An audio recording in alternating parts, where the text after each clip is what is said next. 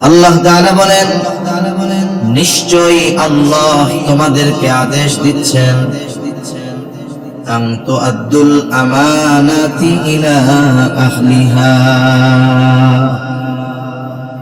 যে আমানত তার হকদারের কাছে ফিরায় দাও। এই আয়াতটা নাজিল হওয়ার কারণ, শানে নুজুল যেটা নাজিল হওয়ার কারণ, যেটা হাদিসের মধ্যে কয়েকটা পাওয়া যায়। এই আয়াত নাজিল হওয়ার কারণ, সেখান থেকে প্রসিদ্ধ একটা কারণ আপনাদের সাথে একটু মুযাকারা করি, তাহলে পরবর্তী আলোচনা আমাদের জন্য বোঝা সহজ হয়ে যাবে। রাসূলুল্লাহ সাল্লাল্লাহু আলাইহি ওয়াসাল্লাম মক্কা থেকে মদিনায় হিজরত করার পূর্বে মক্কায় মুসলমানদের অবস্থা কেমন ছিল এটা আমাদের সবার কম বেশি জানা। ওই জাহেলিয়াতের সময় ইমানদারদের উপরে কত চাপ, কত জুলুম, কত অত্যাচার। তথাপি ওই জাহেলিয়াতের সময় ওই জাহেলরাও কিছু কাজ ছিল যেগুলোকে নিজেদের জন্য সৌভাগ্যের কারণ মনে করত।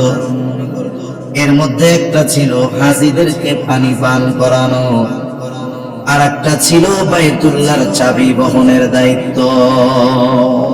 এই দুই দায়িত্ব যেই গোত্র বা বংশের উপরে থাকতো, ওরা ওই সময়ে অন্যান্য গোত্রর মানুষদের চাইতে নিজেদেরকে বেশি মর্যাদাবান, সম্মানিত বলে তারা মনে করিত। রাসূলুল্লাহ সাল্লাল্লাহু আলাইহি ওয়াসাল্লাম যখন মক্কায় বাইতুল্লাহর চাবি বহনের দায়িত্ব যেই ব্যক্তির হাতে ছিল, তার নাম ছিল উসমান ইবনে তালহা। উসমান ইবনে তালহা প্রতি সোম এবং বৃহস্পতিবার বাইতুল্লাহর দরজা খুলে দিতেন, মানুষেরা বাইতুল্লাহর ভিতরে ঢুকত। রাসূলুল্লাহ সাল্লাল্লাহু আলাইহি ওয়াসাল্লাম একদিন উসমান ইবনে তালহাকে গিয়ে বললেন, ওসমান, আমি একটু বাইতুল্লাহর ভিতরে যেতে চাই, বাইতুল্লাহর দরজাটা একটু খুলে দাও। কারণ সোম এবং বৃহস্পতিবার ছাড়া যদি কেউ বাইতুল্লাহর ভিতরে ঢোকার ইচ্ছা করত, ওসমান ইবনে তালহার কাছ থেকে চাবি নিয়ে বাইতুল্লাহর দরজা খুলে ভিতরে যাইত। কিন্তু নবীজি যখন ওসমান ইবনে তালহার কাছে চাবি চাইল, ওসমান ইবনে তালহা নবীকে চাবি দিল না এবং নবীর জন্য দরজাটাও খুলে দিল না। নবীজি তো একটু কষ্ট পাইছে, কারণ ইসলাম তখন দুর্বল, মুশরিকরা তখন সবল।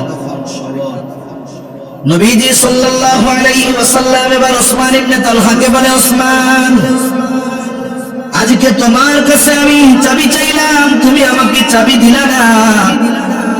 অচিরে এমন এক সময় আসবে যখন এই চাবি আমার হাতে থাকবে, আর এই চাবি বহনের জিম্মাদারি সেই দিন আমি যাকে খুশি তাকে প্রদান করব।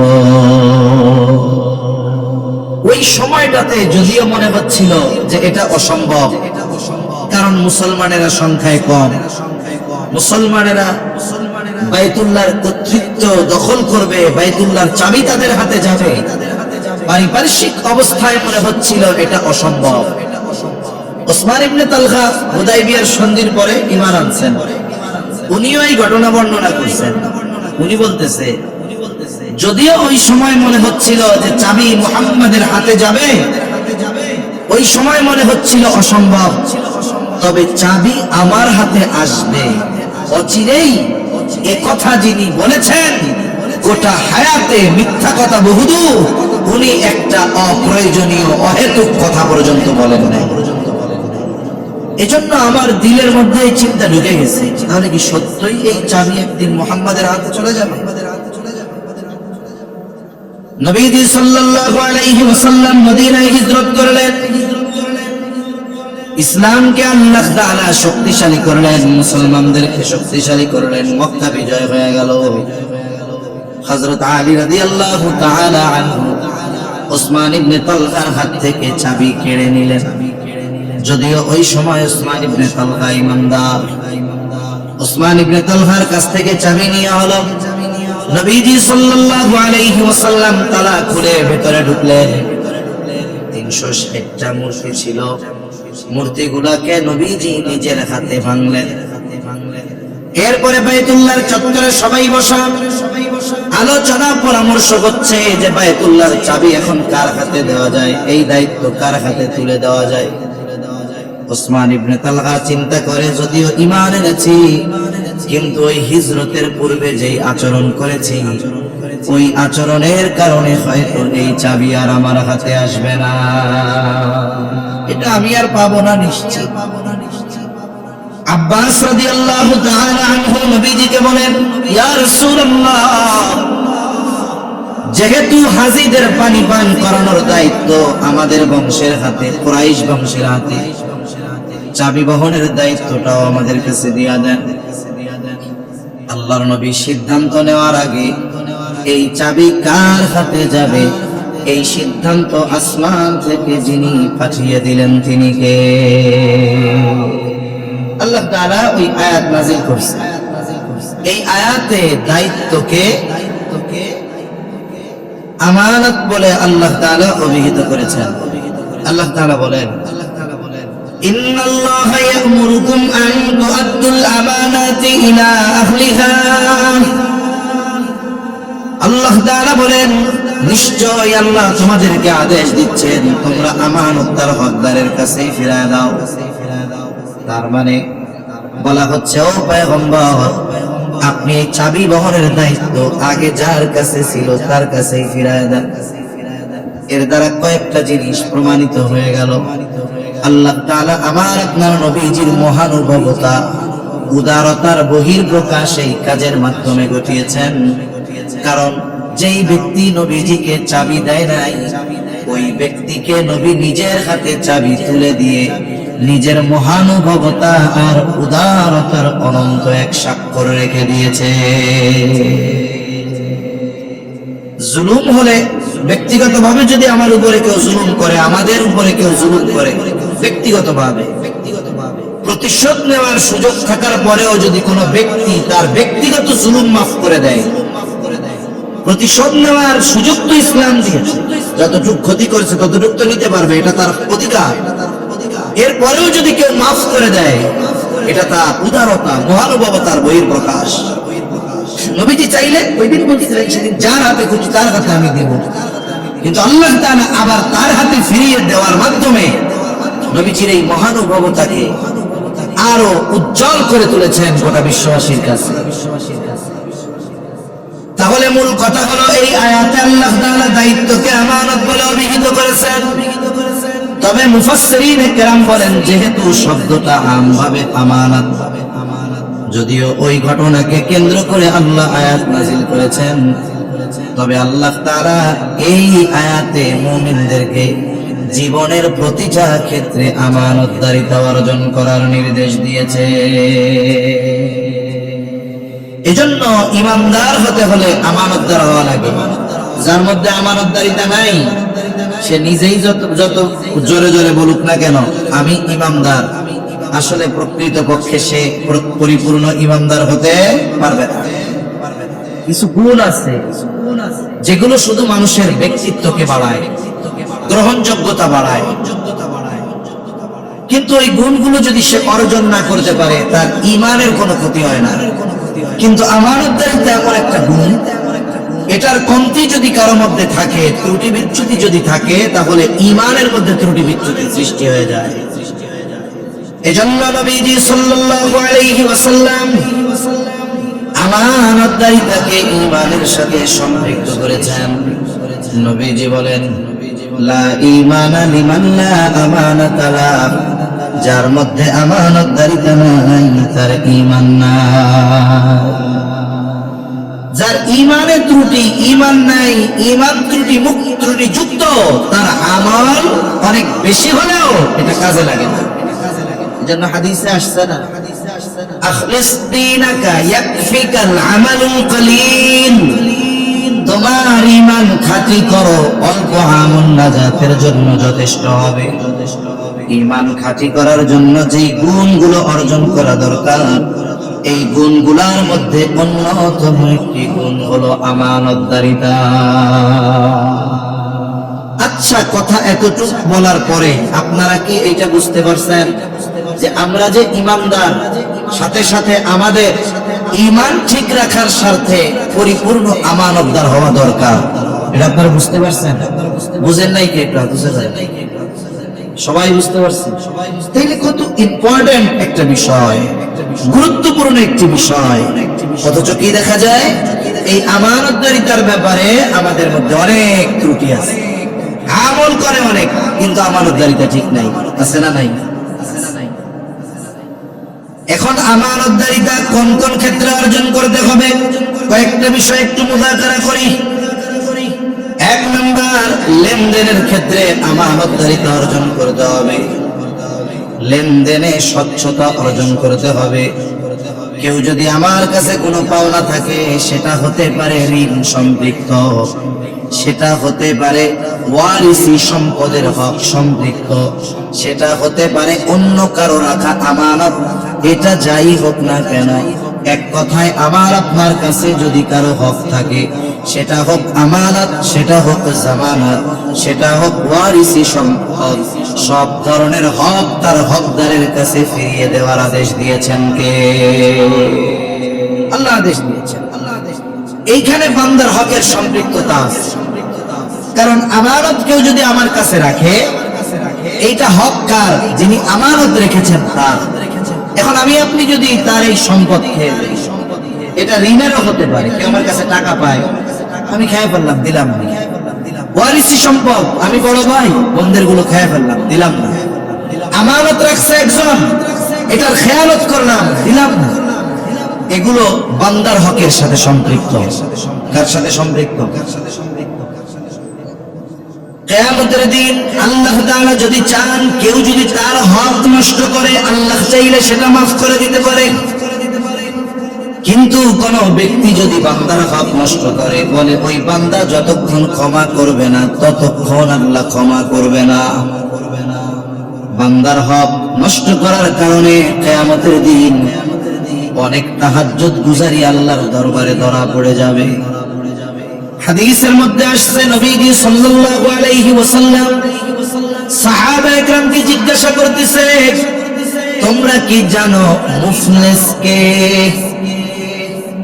নবীজি সাল্লাল্লাহু আলাইহি ওয়াসাল্লাম জিজ্ঞাসা করলেন, মুফলিস কে?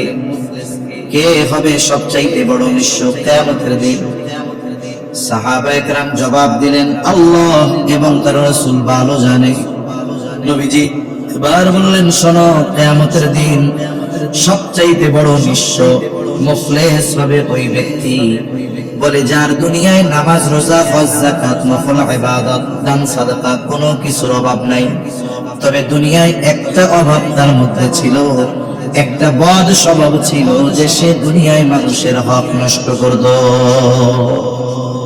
কারো জমি নিত দখল দিয়া, কারো সম্পদ টাকা পয়সা জোর করে নিয়ে নিত, আবার বন্ধের সম্পদ, ওয়ারিসি সম্পদ, আত্মীয় স্বজনের সব এইরকম হাজি নামাজি লোক, এই ধরনের বদ অভ্যাস আছে। এমন লোক সমাজে আছে না? না, তাহাজ্জুদ পড়ে বোনের সম্পদ মেরে খেয়ে বয়ে গেছে।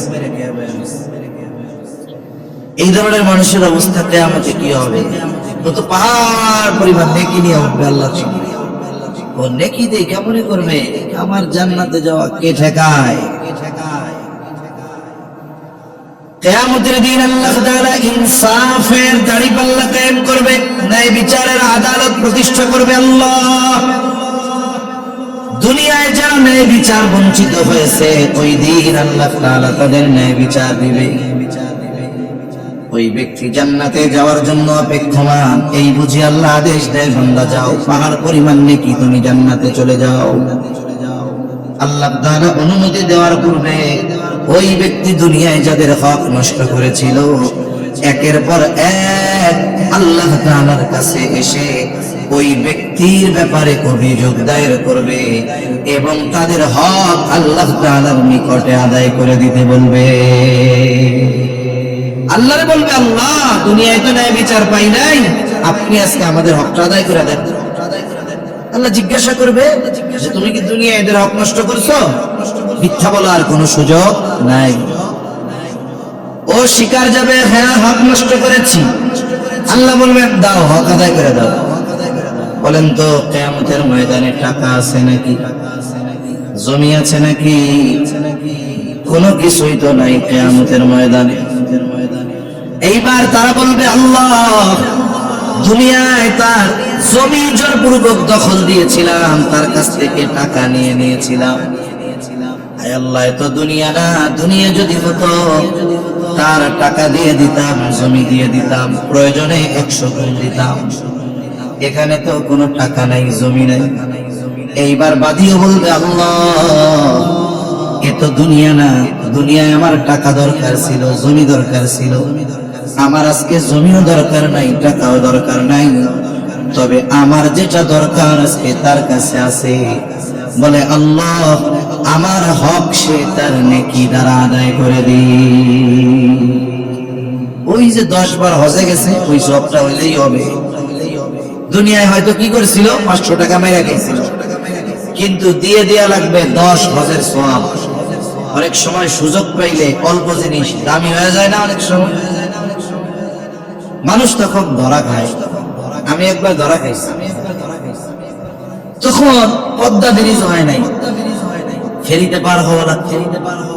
শীতের সময় যদি একটু কুয়াশা পড়ে, ফেরি বন্ধ। 17 কিলোমিটার নদী মোট পার হওয়া লাগতো।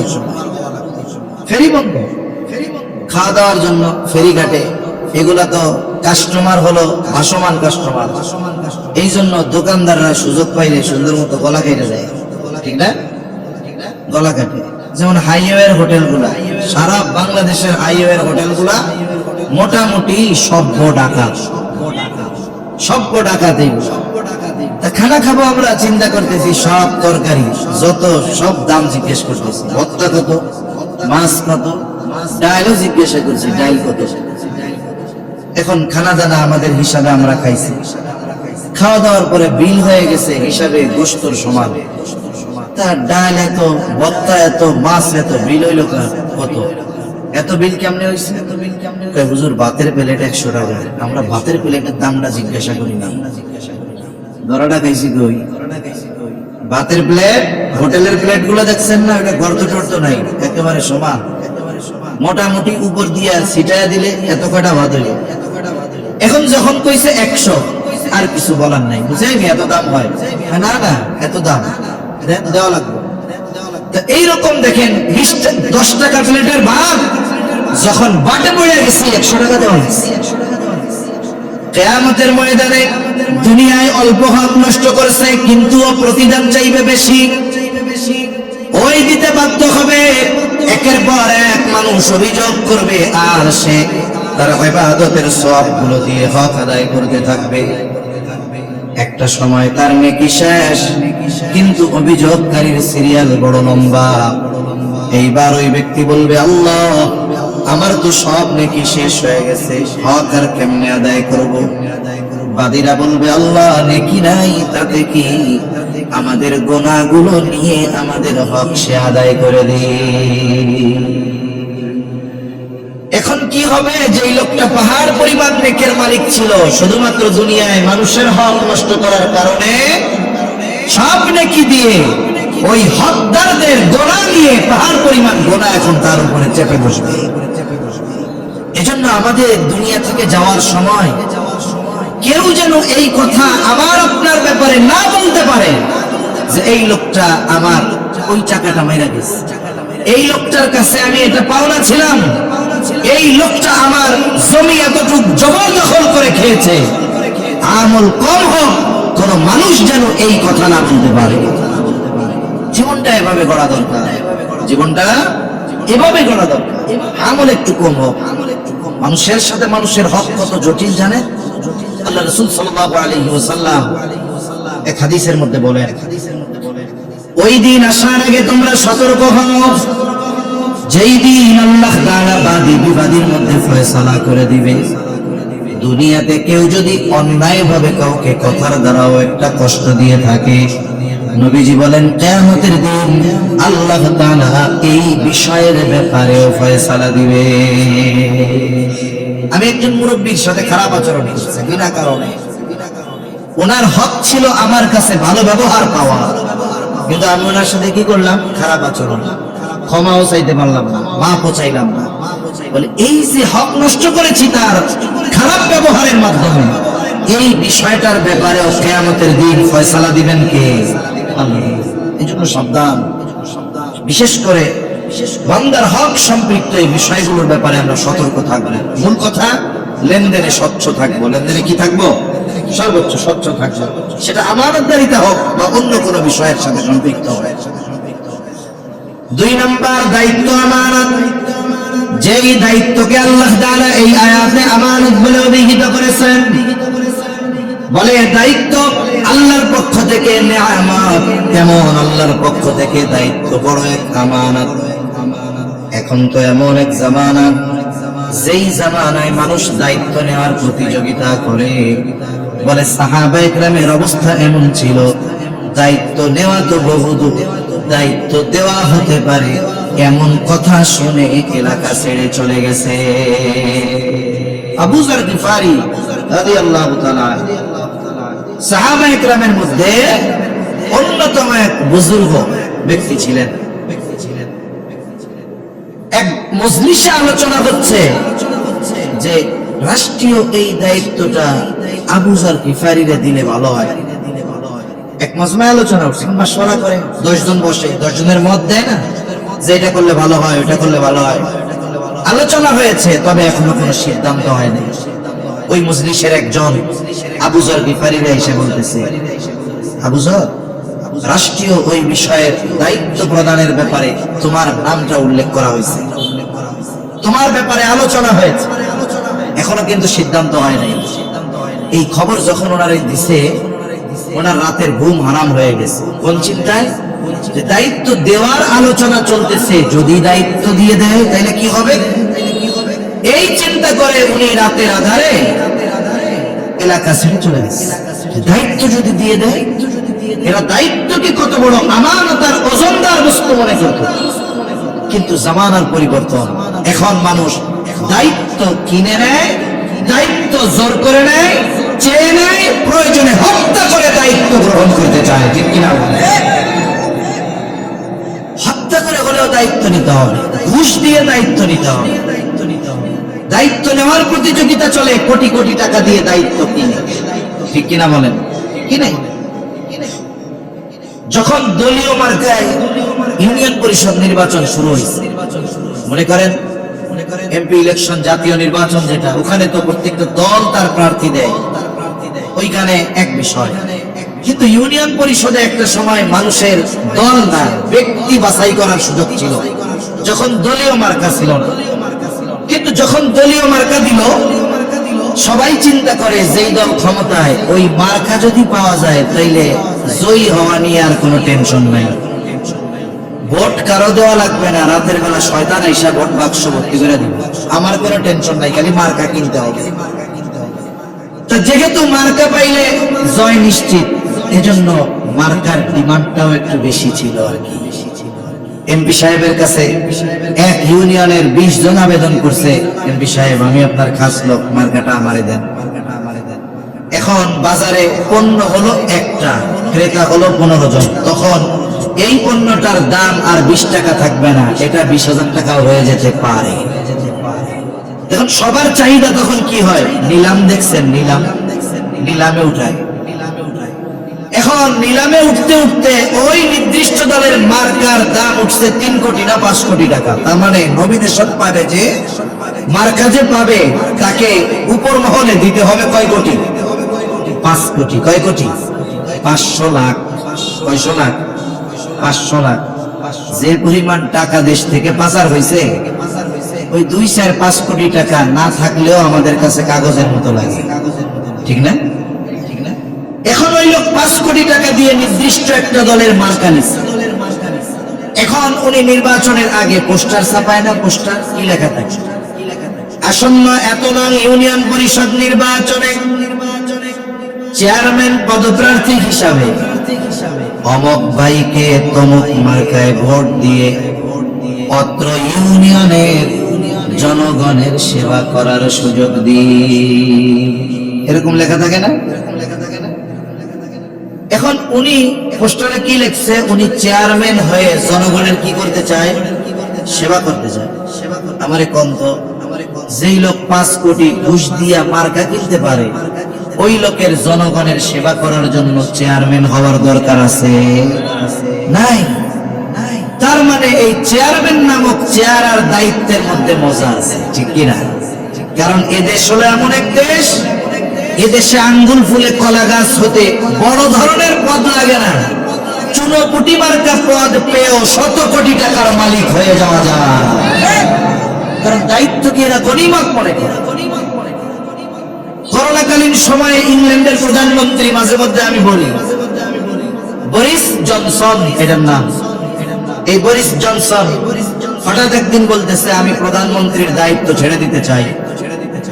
আমাদের দেশে তো 2000 কেন 2 লাখ মেয়েরা হইলেও আমার বৈশা থাকতেই হবে, সব মহিলা যাক, দেশের সব মহিলা যাক, আমি প্রধানমন্ত্রী থাকবো, আমার চেয়ার থাকতে হবে। মানুষ সব না থাকে, না থাকে, চেয়ার আমার থাকতে হবে। এখন উনি চেয়ার প্রধানমন্ত্রীর পদ ছেড়ে দিবে, কারণ কি? কারণ দিছে যে আমি প্রাইম মিনিস্টারের দায়িত্ব পালন করি, আমাকে যেই অনারিয়াম দেওয়া হয়, সম্মানী দেওয়া হয়, ভাতা দেওয়া হয়, এটা দিয়ে আমার পরিবার চালাতে কষ্ট হয়ে যায়। আমি ব্যবসায়ী মানুষ, এই দায়িত্ব ছেড়ে আমি আমার ব্যবসায় ফিরে যেতে চাই। তা আমি তখন ওই সময় আমি চিন্তা করছি, যা তোর নসিবটা বড় খারাপ, তুই কি জন্য এই দেশে জন্ম নিছস? জন্ম নিছস ভালো কথা, কোনো মতে বাংলাদেশে এসে নাগরিকত্ব নিয়ে মেম্বার ইলেকশনটা কর। যদি ওই দলের মেম্বার ওই সময় হইতে পারতি, তুই ইংল্যান্ডে 20টা বাড়ি কিনে ফেলতে পারতি, ঠিক কিনা? তাহলে চিন্তা করে দেখেন, দায়িত্বের প্রতিযোগিতা কারা করে? বরং অধিকাংশ সময় দায়িত্ব কিনে নেয় ঘুষ দিয়ে, জোর করে। দায়িত্ব তারাই নেয় যারা নিজেদের সম্পদের পাহাড় গড়ে তুলতে চায়। এটাই আমরা অতীতে দেখেছি, ঠিক কিনা বলে? দায়িত্ব এটা আমানত। ইমাম আযম আবু হানিফা রাহমাতুল্লাহি আলাইহি খলিফা মনসুরের সাথে বাজারের মধ্যে সাক্ষাৎ। খলিফা মনসুর ইমাম আবু হানিফাকে প্রধান বিচারকের দায়িত্ব গ্রহণের অনুরোধ করলেন। আব্বাসীয় খলিফা মনসুর সুবিশাল এক সাম্রাজ্য, এই সাম্রাজ্যের প্রধান বিচারকের দায়িত্ব সরাসরি নিয়োগের ঘোষণা দিলেন। ইমাম আবু হানিফা খলিফার প্রস্তাবকে ফিরিয়ে দিলেন, বললেন না, প্রধান বিচারকের দায়িত্ব গ্রহণ করা আমার জন্য সম্ভব নয়। সবার সামনে খলিফা প্রস্তাব দিয়েছে, আর এই প্রস্তাব মুখের উপরে ডিনাই করেছে ইমাম আযম। খলিফার ইগোতে লাগছে, আত্মমর্যাদায় আঘাত লেগেছে। হাতের মধ্যে চাবুক ছিল, চাবুক দিয়ে একটা বাড়ি মেরে দিয়েছে। খলিফা মনসুর রাগান্বিত হয়ে আঘাত করেছে। খলিফা মনসুর প্রাসাদে ফিরে গেল। মনসুরের চাচা বলে, মনসুর তুমি কাজটা ভালো করো নাই, ইমাম আবু হানিফার গায়ে আঘাত করেছো, কাজটা ভালো করো নাই, তুমি তার কাছে ক্ষমা চাও। মনসুর যখন আঘাত করেছে তখন ছিল রাগান্বিত, অহংকারে সে রাগ দেখায় বাড়ি মারছে। এখন রাগ নাই, মেজাজটা ঠান্ডা, কিন্তু ক্ষমা চাইতে যাবে এটা তার কাছে লজ্জা লাগতেছে। রাগের মাথায় বাড়ি মারছে, তখন লজ্জা লাগে নাই, কিন্তু ক্ষমা চাইতে যাবে এটা তার জন্য লজ্জাকর মনে হচ্ছে। এজন্য একটা মূলনীতি জীবনের জন্য আমরা রাখবো, কোন সময় রাগান্বিত অবস্থায় সিদ্ধান্ত নিতে হয় না, কারণ রাগান্বিত অবস্থার সিদ্ধান্ত অধিকাংশ সময় ভুল হয়। আমাদের সমাজে আমরা অনেক সময় দেখি স্বামী স্ত্রীর বিচ্ছেদ, 3-4টা বাচ্চা, একটা দুধের বাচ্চা আর একটা 2 বছর, এইরকম বাচ্চা ঘরে আছে, কিন্তু তুচ্ছ কারণে স্বামী স্ত্রীর মধ্যে ঝগড়া, এমন রাগারাগি হয়েছে, এক সময় স্বামী 14 গোষ্ঠী ধরে তালাক দিয়ে দিছে। ঘটনা ঘটে কি ঘটে না? রাগের মাথায় দিয়ে দিছে। এরপরে হুজুরের কাছে দৌড়াই, কি হয়েছে? হুজুর গো, কাম তো সেরে ফেলছি। কি করছো? বলে এটা তো করে ফেলছি। কেন করছো? হুজুর রাগের মাথায় করছি। হুজুর রাগের মাথায়? এ কাম তো রাগের মাথায় করে। খুশি হইয়া আনন্দের ঠেলায় কেউ বউরি ছেড়ে দেয়, এরকম ঘটনা কোনোদিন শুনছেন নাকি আপনারা? তাহলে রাগ উঠলে কি করতে হবে? তখন রাগ যখন উঠে, শয়তান তখন ওই রাগের মধ্যে পেট্রোল ঢালে। কোন জায়গায় যদি আগুন লাগে, পানি দরকার না? এখন আর একজন চিন্তা করছে, এই কেরোসিন তেল, পেট্রোল, এটাও তো পানির মতো, ধুমছে দোকানের থেকে আইনা ওর মধ্যে ঢেলে দিচ্ছে। আগুন কি নিভবে না আরো বাড়বে? শয়তান তখন এসে আগুনে ঘি ঢালে। তখন ইসলাম আমাদের কি বলে, হাদিসের মধ্যে আসছে, রাগান্বিত অবস্থায় কেউ যদি দাঁড়ানো থাকে সে বসে পড়বে, অবস্থার পরিবর্তন ঘটাবে। রাগ উঠছে, দৌড় দিয়ে গিয়ে ওযু করবে, নামাজে দাঁড়িয়ে যাবে। আশা করা যায় তার রাগ কমে যাবে। রাগের কারণে হয়তো বড় কোনো অনাকাঙ্ক্ষিত ঘটনা থেকে সে বেঁচে যাবে। যখন আঘাত করেছে তখন রাগ ছিল, এখন রাগ নাই, ক্ষমা চাইতে লজ্জা লাগে। খলিফা মনসুর তার বিশ্বস্ত একজন লোককে দায়িত্ব দিল, যাও তুমি আমার পক্ষ থেকে ইমাম আবু হানিফার কাছে মাফ চাও। যাওয়ার সময় এক থলে স্বর্ণ মুদ্রা হাতে দিয়া বলে, শোনো, ইমাম আবু হানিফাকে বলবা এটা আমার পক্ষ থেকে তার জন্য হাদিয়া। লোকটা চলে গেল ইমাম আবু হানিফার কাছে, গিয়ে বলে, ইমাম, খলিফা তার আচরণের কারণে লজ্জিত, ক্ষমা চেয়েছে, ক্ষমা করে দেন। নববিগুণে গুণান্বিত মানুষ ইমাম আজম বলে, হ্যাঁ মাফ করে দিলাম। এইবার লোকটা স্বর্ণ মুদ্রার থলেটা হাতে দিয়া বলে, এটা খলিফা আপনারে হাদিয়া দিছে, আর এই হাদিয়া যদি আপনি গ্রহণ করেন তবেই খলিফা নিশ্চিত হবে যে আপনি তাকে মাফ করে দিয়েছে। আমরা হইলে চিন্তা করতাম, দিছে হাদিয়া, অসুবিধা কি, দে। ইমাম আবু হানিফা জিজ্ঞাসা করে, তোমার খলিফা আমারে এক থলে স্বর্ণ মুদ্রা হাদিয়া দিল, পাইল কই? এটা কি তার নিজের সম্পদ? বলে, না, এটা নিজের সম্পদ নয়। তাহলে কোথার থেকে দিল? বলে, রাষ্ট্রীয় কোষাগার থেকে। ইমাম আবু হানিফা বলে, এটা ফিরায় নিয়ে যাও। লোকটা বলে, আপনি রাখেন, তবে আপনার জন্য যদি খরচ না করেন সাদকা করে দিয়ে। এখন বলেন তো, কেউ যদি চিন্তা করে টাকা পয়সা চুরি করলো, এরপরে চিন্তা করলো কিছু সদকা করে দেই, তাইলে এটা হালাল হবে? গত টার্মে বিসিএস পরীক্ষার প্রশ্ন ফাঁস করে এক ড্রাইভার চাচা 100 কোটি টাকার মালিক হয়ে গেছে। হ্যাঁ, কত বড় বুজুর্গ আল্লাহ। জিজ্ঞাসা করছে, এত টাকা যে প্রশ্ন বেচছেন, টাকাগুলা করছেন কি? কয়, আল্লাহ রাস্তায় ব্যয় করছে। এই যে হারাম টাকা, প্রশ্ন ফাঁস করা টাকা, এগুলো দিয়ে যদি আল্লাহর রাস্তায় ব্যয় করে সওয়াব হবে? আরে মিয়া, কেউ যদি হারাম টাকা সওয়াবের নিয়তে দান করে তা অনেক বড় অন্যায়, অনেক বড় পাপ। ইমাম আবু হানিফা বলে, ফিরায় নিয়ে যাও। আর খলিফাকে গিয়ে বলবা, রাষ্ট্রের যেই সম্পদ এটা রক্ষণাবেক্ষণ করা তার দায়িত্ব, এই জন্য তাকে প্রতি মাসে সম্মানী দেওয়া হয়। আর এই দায়িত্ব পালনের সুবিধার জন্য তাকে কিছু সুযোগ সুবিধা দেওয়া হয়েছে। এই জন্য এই টাকা আর এই দায়িত্ব তার কাছে আমানত। রাষ্ট্রের কাজ ব্যতীত ব্যক্তিগত কাজে একটা টাকা ব্যয় করা দায়িত্বের খেয়ানত। এইবার চলে গেছে। তাহলে একটু অতীতে তাকান। বাংলাদেশের রাষ্ট্রীয় কোষাগারে যত সম্পদ আছে, টাকা আছে, সব কার? বলেন, আমাদের। কাদের? জোরে বলেন, কাদের? আমাদের। অথচ আমরা ইসলাম ভালোবাসি, আমরা ইমানদার। আমাদের টাকা দিয়ে মূর্তি বানানো হয়েছে ভাস্কর্যের নামে। আমাদের টাকাগুলোই পাচার করে বিদেশে নিয়ে গেছে। 250-300 বাড়ি বানাইছে এক একজন ইংল্যান্ডে। কি পরিমাণ দুর্নীতি এরা করছে। অথচ ওদেরকে কেন দায়িত্ব দেওয়া হয়েছে? দায়িত্বটা কি? রাষ্ট্রের সম্পদ রক্ষণাবেক্ষণ করবে, যখন যেখানে যেটা দরকার দিবে। যেই রাষ্ট্রের যেই মানুষেরা অভাব অনটনে আছে, যারা প্রতিবন্ধী আছে, উপার্জন করতে পারে না, যারা বৃদ্ধ, তাদের জন্য ভাতার ব্যবস্থা করবে। যারা বেকার আছে তাদের জন্য কর্মসংস্থানের ব্যবস্থা করবে। সুষ্ঠুভাবে এই টাকাগুলো সঠিক কাজে যথাযথভাবে ব্যয় করার দায়িত্ব ছিল তাদের। কিন্তু তারা বৈশা কি মনে করছে, এটা আমাদের সম্পদ।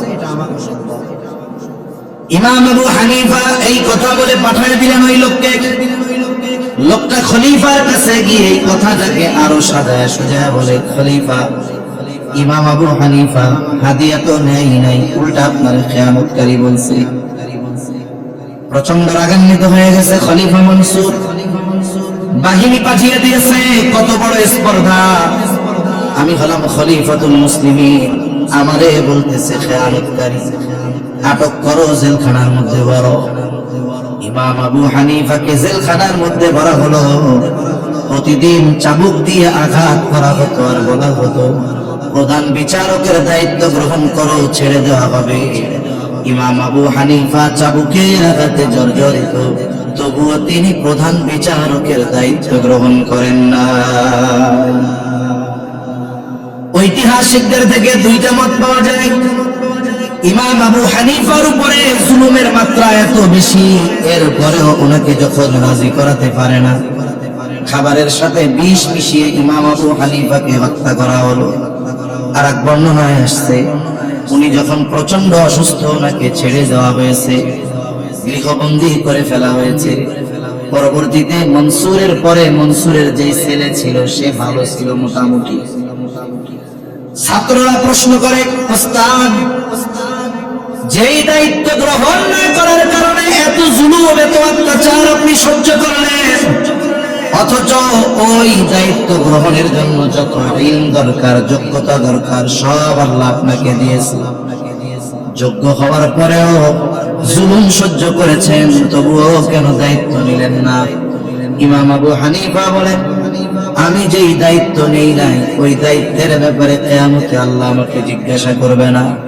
কারণ হাদিসের মধ্যে আসছে, নবীজি সাল্লাল্লাহু আলাইহি ওয়াসাল্লাম বলেন, কুল্লুকুম রাঈনা ওয়া কুল্লুকুম মাসউলুনা আন রাইয়াতিহি। নবীজি বলেন, তোমরা প্রত্যেকেই দায়িত্বশীল, আর প্রত্যেককে তার দায়িত্ব সম্পর্কে জিজ্ঞাসা করা হবে। এই দুনিয়ায় আমার আপনার উপরে যে দায়িত্ব আছে, বলে কিয়ামতের দিন আমাকে আপনাকে আমার আপনার দায়িত্বের ব্যাপারে জিজ্ঞাসা করবে।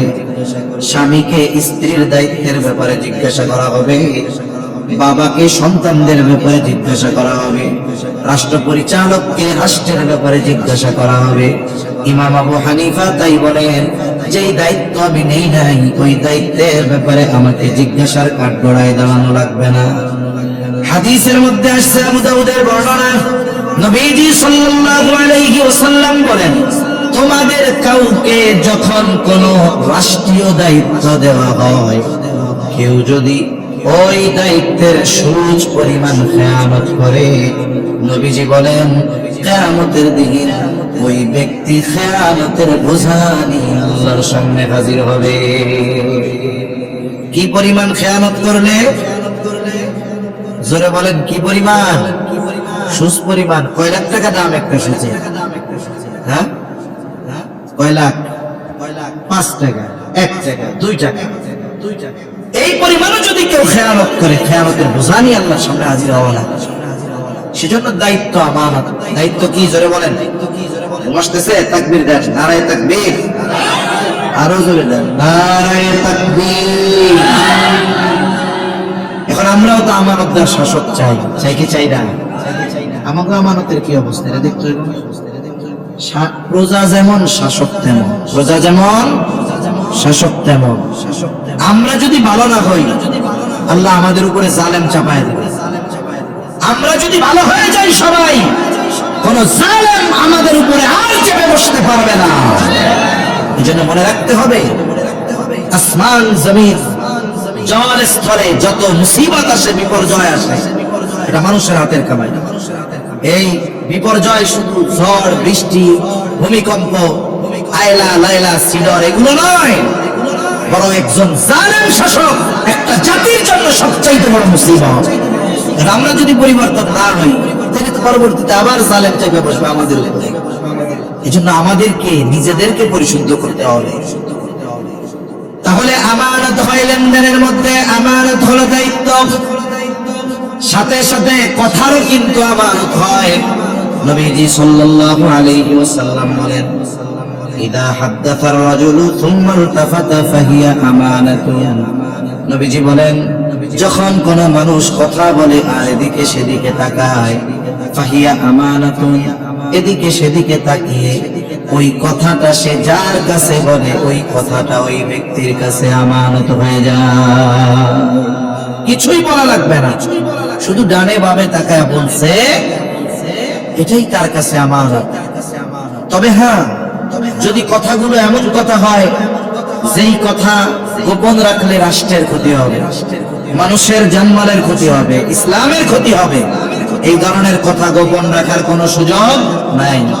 তবে মানুষের ব্যক্তিগত জীবনে অনেক বিষয় আছে, যেই বিষয়গুলো যদি সমাজের মানুষ সবাই জানে লজ্জিত হবে। কিন্তু এই বিষয়গুলো যদি সে মনের মধ্যে চাপা দিয়ে রাখে, এটাও তার জন্য কষ্টের। অনেক সময় হয় না, পরিবারের সন্তান ভালো না, স্ত্রী ভালো না, মেয়ে ভালো না, উপরন্তু পিতার উপরে জুলুম করে, অত্যাচার করে, অথচ সমাজের মানুষ জানে এই লোকটা সম্ভ্রান্ত, খুব প্রভাবশালী ব্যক্তি। এখন এই যে সন্তানের অত্যাচার, স্ত্রীর অত্যাচার, ছেলে মেয়েদের অত্যাচার, এটা তার জন্য বড় হৃদয়ে রক্তক্ষরণ হওয়ার মতো এক কারণ। সহ্য করতে পারে না। কার কাছে বলবে? বলে ওই যে আব্দুল করিম চাচার কাছে একটু বলি, লোকটা আমারে খুব ভালোবাসে, আমিও তারে ভালোবাসি, বলি। অথবা আমার মসজিদের হুজুরের কাছে বলি, মনটা একটু হালকা হবে, দিলটা একটু পাতলা হবে, এই আশায় নিজের কষ্টের কথা, গোপন কথা আমার আপনার কাছে বলে। অনেকে বলে কি বলে না, বলার পরে আবার বলে চাচা যান, এই কথা তো মানুষরে বলা যায় না, আপনারে বললাম একটু যেন মনটা হালকা হয় আর আপনার পরামর্শের জন্য। আপনি কিন্তু চাচা কাউরে কইয়েন না চাচা, তাইলে আর বাজারে কিন্তু দেখাইতে পারবো না। এই কথা বইলা লোকটা ওই জায়গা থেকে এই জায়গায় আসতে পারে নাই। চাচা কয় কাম তো ঘটে গেছে, চার দোকানে শুরু করে দিচ্ছে, কাম তো ঘটে গেছে, যারে তোমরা এত ডরাও সে তো গলের মধ্যে ফুলা বিলাই, ঘরের মধ্যে কি ইঁদুরের মতো অবস্থা তার। কেন কি হয়েছে? এখন কয় শোনো, আমারে কইছে, কারো কাছে কইতে মানা করছে, তোমারে কইলাম শোনো, পরে কিন্তু ওর বউ ধুমছে পিড়ায়, তুমি কিন্তু কাউরে কইও না। আপনি হজম করতে পারেন নাই, আপনি যারা কইছেন সে হজম করবো, সে আর একজনকে কয় যাই রে আব্দুল করিম চাচাই তো গরম খবর দিল। কি খবর? কয় অমুকের কি এডাম কাহিনী জানোস না? কি কাহিনী? চাচা তোর মিথ্যা কথা কইবে না। কয় না না, নামাজি মানুষ তো, তাহাজ্জুদ নামাজও পড়ে, হজ করে আইছে 3 বার। ওরে বাবা, চাচা আমারে কইছে কারো কাছে কইতে মানা করছে, অমুকের নাকি তার বউ ধরে ধুমছে পিড়ায়। এইভাবে একের পর এক যেই কথা কারো কাছে বলা মানা ছিল, সকালের কথা দুপুরে 100 জনের কাছে পৌঁছে গেছে। যে যারে কয় খালি কি কয়, তোমারে বললাম তুমি কিন্তু কাউকে কইও না। কয় না এরকম? এখন চিন্তা করে দেখেন, শুরুতে বলছে যেই ব্যক্তি, সে কয়জনের কাছে বলছিল? পৌঁছাইছে কয়শো জনের কাছে? 100 জনের কাছে পৌঁছানোর জন্য দায়ী কে? বলে প্রথম যে বলছে সে। নবীজি সাল্লাল্লাহু আলাইহি ওয়াসাল্লাম বলেন, যখন কারো দ্বারা কোনো ভালো কাজের সূচনা হয়, ওই ভালো কাজ যতজন করে আর যতদিন চলে, ওই সকলের ভালো কাজের সমপরিমাণ সওয়াব যার দ্বারা ভালো কাজের শুরু হয়েছে তার আমলনামায় যোগ হয়ে যায়।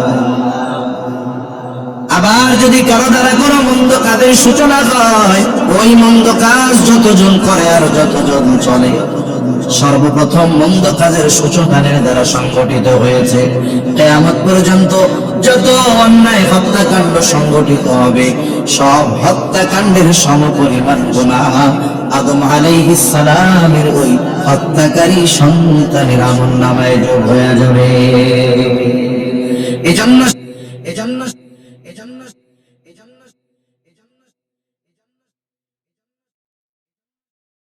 সাবধান, আমার আপনার কাছে কেউ যদি তার ব্যক্তিগত জীবনের এমন কোন কথা গোপন করার জন্য বলে, খবরদার আমি অন্য কারো কাছে বলবো না।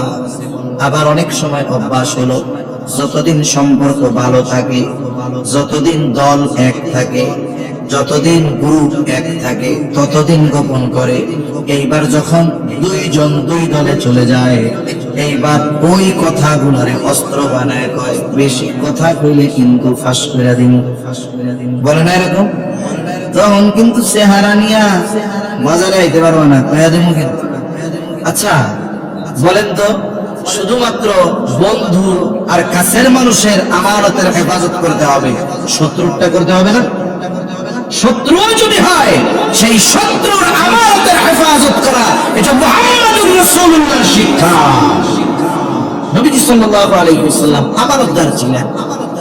ঐতিহাসিকেরা লিখেন, অমুসলিম ঐতিহাসিকেরা লিখছেন, নবীজির আমানতদারিতার ব্যাপারে, যে তার ঘোর দুশমন স্বাচ্ছন্দ্যে নিশ্চিন্ত মনে সবচাইতে দামি সম্পদ মুহাম্মদুর রাসূলুল্লাহর কাছে আমানত রাখতো। সে জানে আমি যতই তার বিরোধিতা করি না কেন, এই বিরোধিতার কারণে সে কখনো আমার আমানতের বস্তুর খেয়ানত করবে না। এমন আমানতদার নবী আমার আপনার নবী।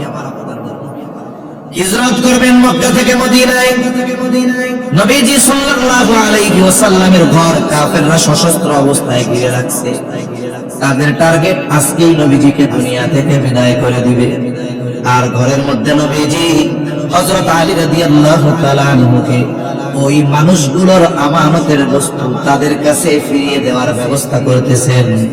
আলী রাদিয়াল্লাহু তাআলা আনহুকে সমস্ত দায়িত্ব বুঝায়া দিলেন। এরপরে নবীজি মদিনার উদ্দেশ্যে রওনা হলেন। যারা হত্যা করতে আসছে, যাদের কারণে মক্কা ত্যাগ করা লাগতেছে, তাদের আমানতের বস্তু নবীজি আগে তাদের কাছে পৌঁছানোর ব্যবস্থা করেছেন। এরপরে তিনি সফর শুরু করেছেন। সুবহানাল্লাহ। আমি বললাম আমার বলতে কষ্ট হয় নাই, আমরা শুনলাম শুনতে কষ্ট হয় নাই, কিন্তু ওই মানের আমানতদারিতা অর্জন করা এটা বড় কঠিন, ঠিক কিনা বলেন? কিন্তু আমরা তো ওই নবীর উম্মত, আমাদের আমানতদারিতার অবস্থা খুবই করুণ, খুবই করুণ। তাহলে কথা আমানত হয়। 4 নম্বর শরীয়তের বিধিবিধান আমানত। আল্লাহ তাআলা কোরআনুল কারীমের মধ্যে বলেন, ইন্না আরাদনাল আমানাতা আলাস সামাওয়াতি ওয়াল আরদি ওয়াল জিবাল ফাআবাইনা আন ইয়াহমিলনাহা ওয়া আশফাকনা মিনহা ওয়া হামালাহাল ইনসান। আল্লাহ তাআলা বলেন, আমি এই আমানত আসমানের কাছে, জমিনের কাছে, পর্বতের কাছে পেশ করলাম। তারা ভীত শঙ্কিত হয়ে গেল, এই আমানত বহনে অস্বীকৃতি জ্ঞাপন করলো। ওয়া হামালাহাল ইনসান, মানুষ এই আমানত বহন করলো। কি সেই আমানত? মুফাসসিরিনে কেরাম বলেন সেই আমানত হলো কোরআন। কেউ কেউ বলেন সেই আমানত হলো শরীয়তের সকল বিধিবিধান। হোক কোরআন হোক শরীয়তের বিধিবিধান একই কথা। কারণ আমরা মুমিন, আমাদের সংবিধান কি জবান খুলে বলেন? এই কোরআন হলো আমাদের মূল সংবিধান। এটা হলো হুদাল লিল মুত্তাকিন, মুত্তাকিনদের পথ প্রদর্শক। এই কোরআন হলো এমন এক সংবিধান যেটা শুধু একজন ব্যক্তি, রাষ্ট্র, জাতিকে দুনিয়ায় সফল করে এমন নয়, বলে এই কোরআন প্রত্যেকটা মানুষকে জান্নাত পর্যন্ত পৌঁছায় দেয়। এজন্য শরীয়তের বিধিবিধান আমানত, কোরআনের আদেশ নিষেধ আমানত, করণীয় বিষয় আমানত, বর্জনীয় বিষয় আমানত। এখন করণীয় কি? বলে নামাজ পড়ো। এখন কেউ যদি নামাজ না পড়ে, 1 নাম্বার এই যে করণীয় আদেশটাকে লঙ্ঘন করা হয়, এটা হলো খেয়ানত। আর নামাজ না পড়ার কারণে তার আলাদা শাস্তি আছে না নাই? সুদ খাও না, ঘুষ খাও না, অন্যের জাবেরে খাও না, মিথ্যা কথা বলো না, জুলুম করো না, আল্লাহ নিষেধ করেছেন। এখন যদি এই নিষেধ অমান্য করে কেউ সুদ খায়, 1 নাম্বার নিষেধটা ছিল আমানত, তাহলে এটা হলো খেয়ানত। আর সুদ খাওয়ার মাধ্যমে সে যে অন্যায় করলো, এই কারণে তার শাস্তি আছে না? সেজন্য শরীয়তের বিধিবিধান, কোরআনের বিধিবিধান, এগুলো আমাদের কাছে আমানত হিসাবে দিয়েছেন কে? জোরে বলেন কে? আল্লাহ দিয়েছেন। আমার আগে আমার ভাই ইকবাল মাহমুদ তৌসিফ খুব সুন্দর কথা বলছে। কোরআনুল কারীম এটা মানুষ মরলে পড়তে হবে তা নয়। কোরআনুল কারীমে তো ব্যক্তি জীবন থেকে রাষ্ট্রীয় জীবন পর্যন্ত সকল কিছুর সমাধান কোরআন সুন্নায় আছে না নাই? জোরে বলেন আছে না নাই? আল্লাহ রাসূল সাল্লাল্লাহু আলাইহি ওয়াসাল্লাম প্র্যাকটিক্যাল ভাবে দেখায় দিয়েছে। এটা হলো লিখিত কোরআন, নবীজি বলেন জীবন্ত কোরআন। এজন্য কোরআন আর সুন্নাহ এটা মানুষকে চূড়ান্ত সফলতায় পৌঁছিয়ে দিতে পারে।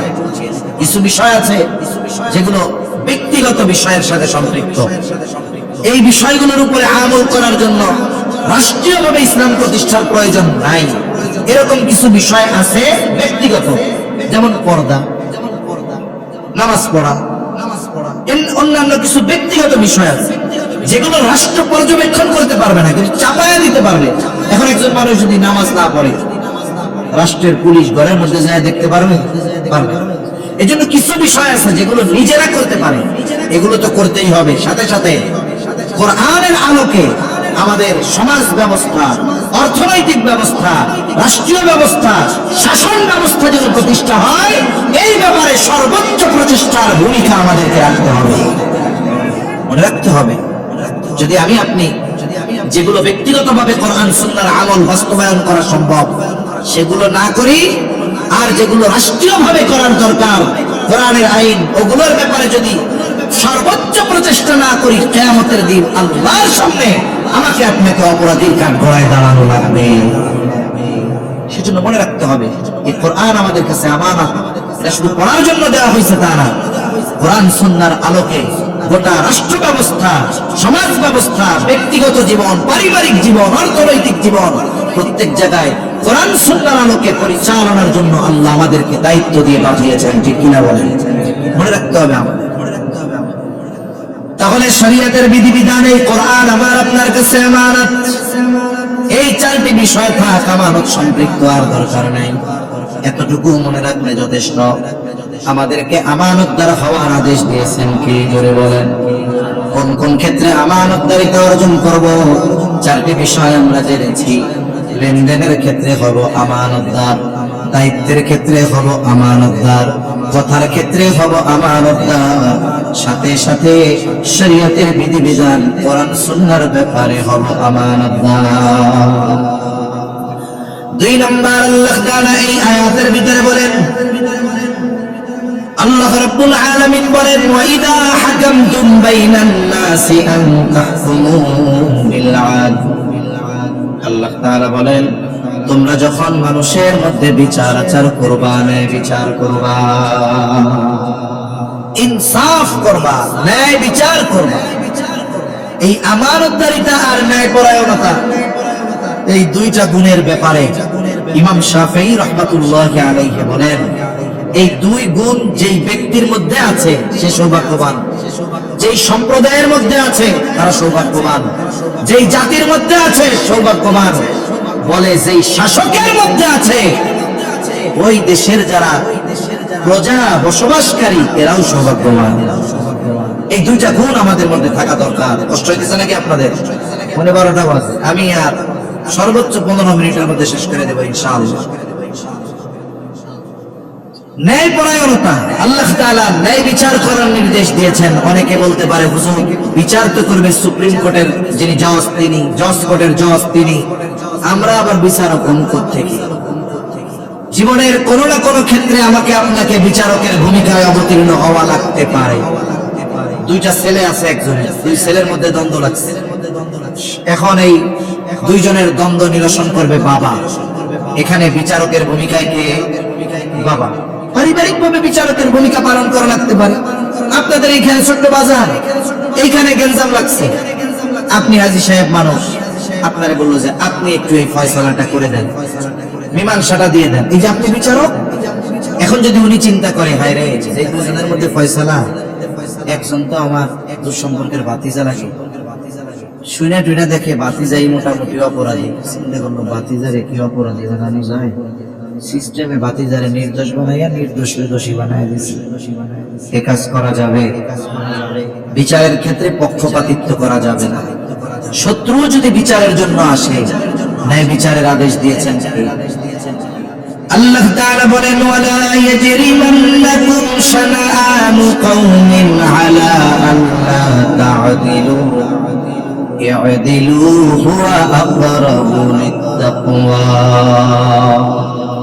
আল্লাহ তাআলা বলেন, কোন সম্প্রদায়ের প্রতি বিদ্বেষ বশত তোমরা অবিচার করবা না, এই বিদ্বেষ যেন তোমাদেরকে অবিচারের ব্যাপারে প্ররোচনা না দেয়। যতই বিদ্বেষ থাক, যতই শত্রুতা থাক, আল্লাহ তাআলা বলেন, ই'দিলু, ন্যায় বিচার করবা, হুয়া আকরাবু লিত-তাকওয়া, এটাই হলো তাকওয়ার অধিক নিকটবর্তী। কিন্তু আফসোস, সমাজে না আছে ন্যায় বিচার, না আছে ন্যায় বিচার মেনে নেওয়ার টেন্ডেন্সি। যদি একটু কেউ প্রভাবশালী হয়, কোন বিচারের রায় যদি তার বিপক্ষে যায়, সে মেনে নিতে চায় না, ঠিক না? বিচারকরে পারলে আরো দেশ ছাড়া করে দেয় যদি কোনো মতে বিচারটা একটু তার বিপক্ষে যাওয়ার মতো হয়। এজন্য এই দেশে আমরা এমনও দেখেছি, খবরের মাধ্যমে জেনেছি যে ন্যায় বিচারের মাধ্যমে প্রমোশন হয় নাই, অবিচার করে সুপ্রিম কোর্টে 5 জন বিচারক প্রমোশন পেয়েছে, অবিচার করে। তার মানে নির্দোষীদেরকে দোষী সাব্যস্ত করেছে, রাষ্ট্রের সর্বোচ্চ জায়গা থেকে খুশি হয়ে তাদেরকে প্রমোশন দিয়ে দিচ্ছে। আর যারা ন্যায়ের পক্ষে থেকেছে, হকের পথে থেকেছে, যাদেরকে দিয়ে মিথ্যা রায় দেওয়ানো যায় নাই, এদেরকে বসায় রাখছে। জুনিয়র সিনিয়র হয়ে গেছে, লজ্জায় এমনি অবসর নিয়ে নিয়েছে চাকরি থেকে। অথচ ন্যায় বিচার এটা একটা জাতির ভাগ্য পরিবর্তনের অন্যতম মাধ্যম।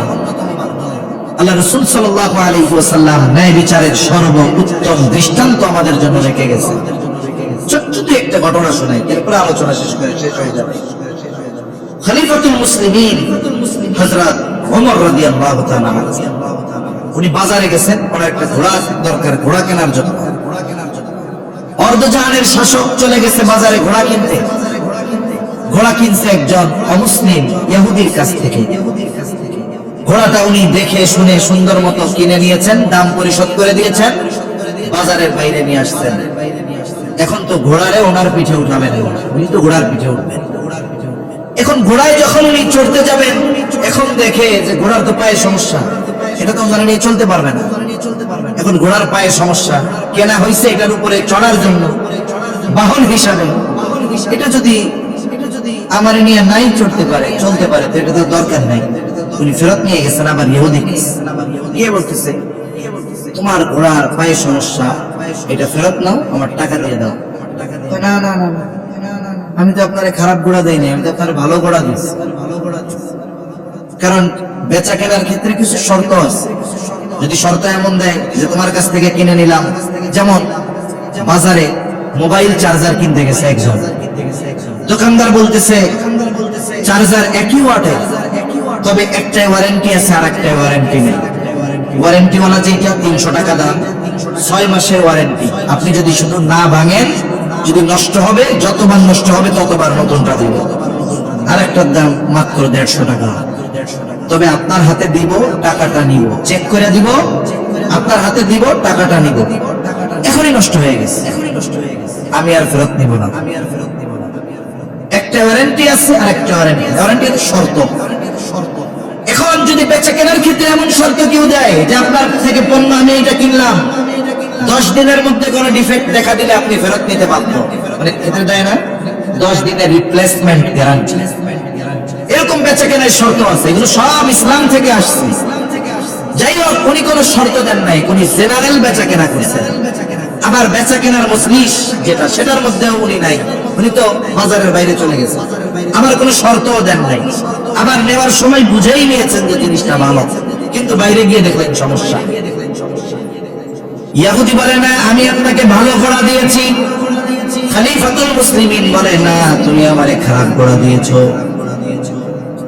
এইবার দুইজনের মধ্যে তর্ক বিতর্ক শুরু হয়ে গেল। অর্ধজাহানের শাসক খলিফাতুল মুসলিমিন ওমর রাদিয়াল্লাহু তাআলা আনহুর সাথে তর্ক করে একজন ইহুদি। এখান থেকে একটা জিনিস বোঝা যায়, বলে ইসলাম যদি ক্ষমতায় আসে, ইমানদারেরা যদি রাষ্ট্র শাসক হয়, যারা ভয় দেয় এদেশে অমুসলিমেরা থাকতে পারবে না। আমরা চ্যালেঞ্জ দিলাম, একমাত্র ইসলামী অমুসলিম সহ সকল মুসলিমকে তাদের হক বুঝিয়ে দিতে পারবে, অন্য কোন দর্শন পারবে না। যেখানে ওমর রাদিয়াল্লাহু তাআলা আনহুর সাথে তর্ক করতেছে কে? একজন ইহুদি, উনি শাসক, তর্ক করতেছে ইহুদি। এটার দ্বারাই তো বোঝা যায় ইসলাম এমন এক জীবন দর্শন, এটা যদি গোটা দুনিয়াব্যাপী প্রতিষ্ঠিত হয়, অমুসলিমেরাও অধিকার আদায়ের জন্য উঁচু গলায় কথা বলতে পারবে, ঠিক কিনা বলেন? দুজনের মধ্যে তর্ক শুরু হয়ে গেছে। ওমর রাদিয়াল্লাহু তাআলা আনহু এবার ইহুদিকে বলেন, তোমার সাথে আমার এই দ্বন্দ্ব নিরসনে তৃতীয় আরেকজনকে ফয়সালাকারী হিসাবে সাব্যস্ত করো। ইহুদি নিজের ধর্মের কাউকে ফয়সালাকারী বানায় না, একটু পরে তাকায় দেখে সুরাইহকে দেখা যায়। বলে খলিফা, আমার আর আপনার মধ্যে সুরাইহ যেই ফয়সালা দিবে সেটা আমরা মেনে নিব। বলে হ্যাঁ। সুরাইহকে বলা হলো এই সমস্যা ফয়সালা করো। বিচারকের প্রথম কাজ হলো একেবারে একাগ্রতার সাথে বাদী আর বিবাদী উভয়ের কথা শ্রবণ করা। আমাদের দেশের বিচারকেরা কি করে? বলে সরকার যদি বাদী হয়, বিবাদী যদি নির্দোষ হয়, কথাই কইতে দেয় না, ঠিক না? কোন কথাই ওর বিচারকের কান পর্যন্ত যাইতে দিবে না। অথচ বিচারকের জন্য নবীজির নির্দেশনা, নিজ কানে বাদী বিবাদী উভয়ের কথা শুনতে হবে, স্টেটমেন্ট শুনতে হবে, এরপরে নিরপেক্ষতার সাথে এটার বিচার করতে হবে, ফয়সালা দিতে হবে। সুরাই দুইজনের কথাই শুনছে। এবার খলিফাতুল মুসলিমিনকে জিজ্ঞাসা করে, আপনার কি চাওয়া? বলে আমার চাওয়া হলো সে ঘোড়াটা ফেরত নিবে। এবার সুরাই বলে, খলিফাতুল মুসলিমিন, সে ঘোড়া ফেরত নিতে বাধ্য, তবে আমার আপনার কাছে কিছু জানার আছে। আপনি যখন তার থেকে ঘোড়াটা বুঝে নিয়েছেন তখন কেমন ছিল? বলে মূল্য পরিশোধ করে যখন আমি ঘোড়াটা বুঝে নিয়েছি তখন সেটা ভালো ছিল, তবে এই ত্রুটি আপনার কাছে ধরা পড়েছে কখন? বলে বাজারের বাহিরে গিয়ে যখন ঘোড়া উঠতে গিয়েছি তখন। আমি বুঝে নিয়েছি ভালো, সমস্যা বাজারের মধ্যেও পাই নাই, পাইছি কোথায়? বাজারে। এবার সুরাই রায় দিয়ে দিল খলিফাতুল মুসলিমিন, ইহুদি আপনার ঘোড়া ফেরত নিতে বাধ্য, তবে আপনি বলেছেন ঘোড়া ফেরত নিতে বাধ্য, আপনি বলেছেন সমস্যা পেয়েছেন বাইরে, যেহেতু আপনি তার কাছ থেকে ঘোড়া ভালোভাবে বুঝে নিয়েছেন, সুতরাং ইহুদি আপনার থেকে এই ঘোড়া ফেরত নিতে বাধ্য না। রায় কার পক্ষে গেছে? খলিফার বিপক্ষে গেছে, ইহুদির পক্ষে গেছে। আমাদের দেশের প্রধানমন্ত্রী লাগবে না, ইউনিয়নের কোন সামসার বিরুদ্ধে যদি একটু কোন রায় যায়, ওরে বাবা খালি কলসি বাজে বেশি, ঠিক কিনা বলেন?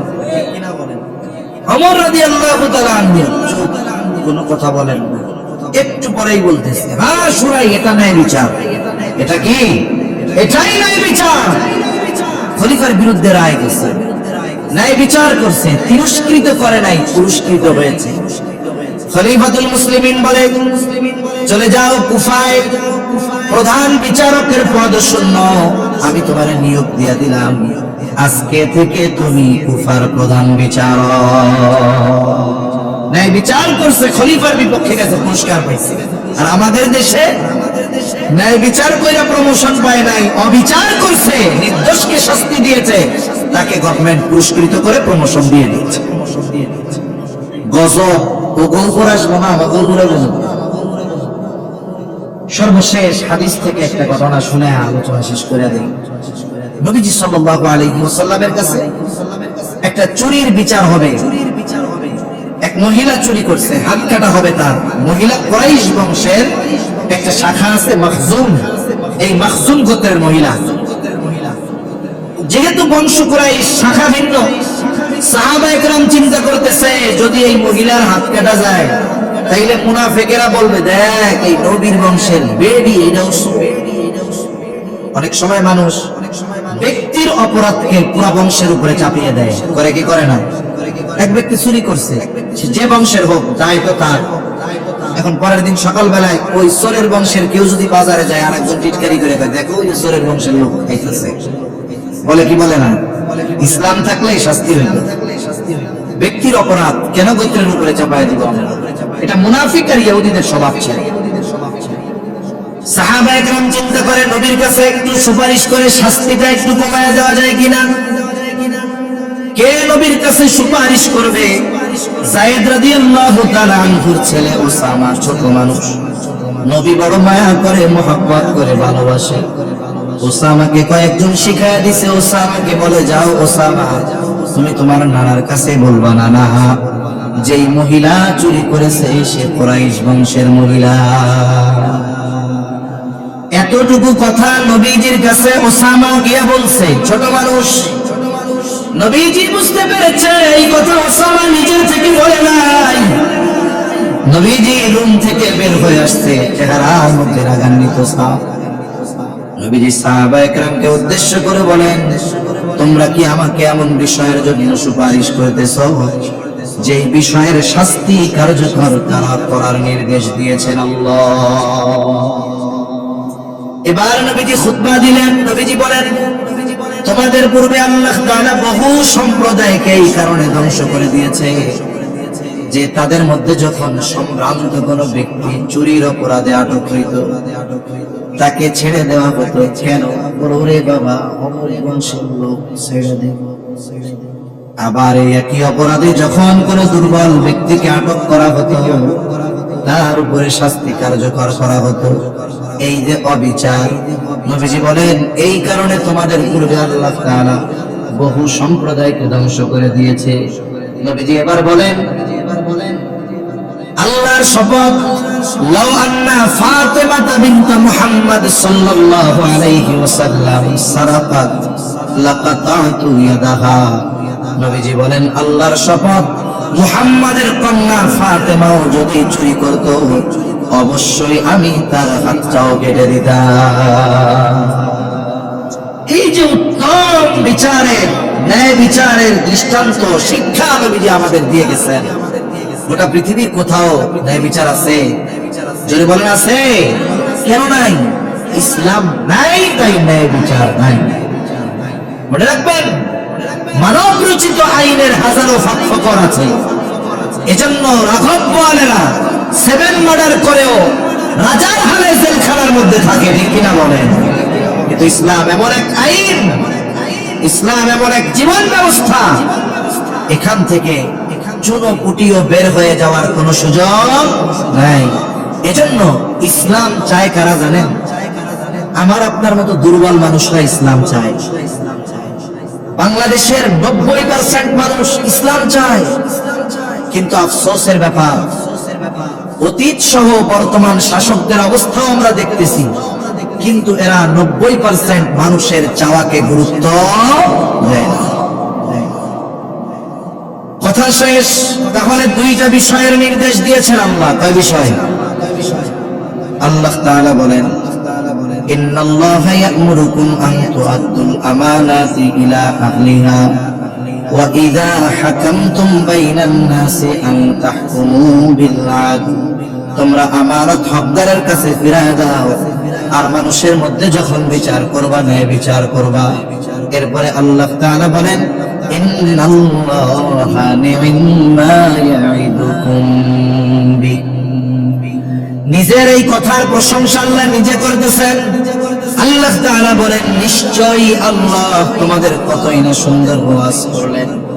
তার মানে আমানতদারিতা আর ন্যায়পরায়ণতা, এই দুইটা গুণকে সুন্দর যিনি বলেছেন তিনি কে? এজন্য ইমাম শাফিঈ বলেন, এই দুই গুণের মানুষ আসলেও সুন্দর, এই দুই গুণের মানুষ আসলেও সৌভাগ্যবান। এরপরে আল্লাহ কেমন যেন বলে, বান্দা এত সুন্দর দুইটা নির্দেশ তোমাদের দিলাম, এখন এই নির্দেশ অনুযায়ী তোমরা আমল করো কি করো না? আমরা যদি আমানতদার না হই, ন্যায়পরায়ণ না হই, আল্লাহ দেখবেন কি দেখবেন না? অথবা এই কথাগুলো নিয়ে যদি আমরা কোনো আলোচনা সমালোচনা করি, আল্লাহ শুনবেন কি শুনবেন না? আল্লাহ যেন সেই জবাব আগে দিয়েই বলেন, ও আমার বান্দা, তোমরা এই দুই বিষয় নিয়ে কি আলোচনা সমালোচনা করো, আমি আল্লাহ শুনি। এই গুলোর উপরে আমল করো কি করো না, আমি আল্লাহ দেখি। কেন? ইন্নাল্লাহা কানা সামিআন বাসীরা। নিশ্চয়ই আল্লাহ তাআলা সর্বশ্রোতা সর্বদ্রষ্টা। তাহলে এই দুইটা গুণ আমরা পরিপূর্ণ অর্জন করব, কোন ইনশাআল্লাহ? আরো জোরে হাত উঁচা করেন, কারা কারা করবো ইনশাআল্লাহ? আল্লাহ তাআলা আমাদের সকলকে পরিপূর্ণ আমানতদার ন্যায়পরায়ণ হওয়ার তৌফিক দান করেন। সকলে জবান খুলে বলি আমিন।